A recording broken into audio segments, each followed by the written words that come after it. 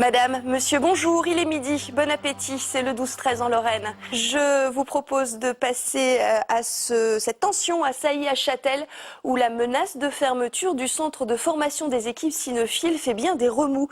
Une partie des habitants du village se mobilise pour que ce terrain d'entraînement de chiens de catastrophe, unique en son genre, soit préservé. David Meneux, Julika Herzog.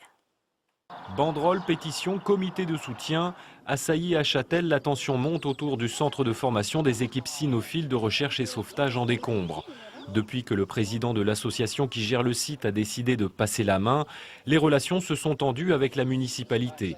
Guy-Henri craint la disparition du centre, un site pourtant très utile pour la formation des chiens de catastrophe. À l'heure actuelle, c'était un des centres les plus performants en France. Donc il y a certainement d'autres centres qui existent, mais beaucoup moins performants dans ce qu'on recherche à l'heure actuelle, dans le sauvetage des blêments et surtout dans le travail des chiens, c'est-à-dire des équipes cynophiles de recherche et sauvetage en décombres.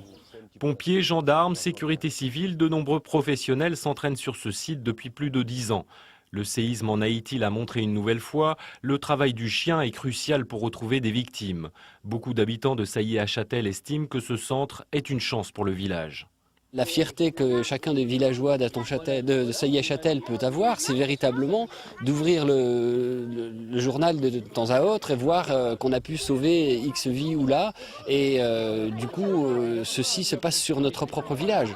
Que deviendra ce site s'il n'est plus entretenu ou utilisé? La question inquiète la municipalité qui refuse d'envisager un remblaiement à ses frais. Et dans l'immédiat, c'est surtout la sécurité qui pose problème. On a demandé à l'association de clôturer ce site dans sa totalité pour qu'il n'y ait aucun accès possible aux enfants, aux jeunes, au public, et également de mettre une signalisation indiquant les risques que peuvent encourir les gens, le public, utilisateurs de ce sentier qui est quand même ouvert à tous. Même si le terrain est clôturé, le centre ne sera peut-être pas sauvé. Une décision du conseil municipal du 18 décembre réclame la remise en état du site avant le 6 juin.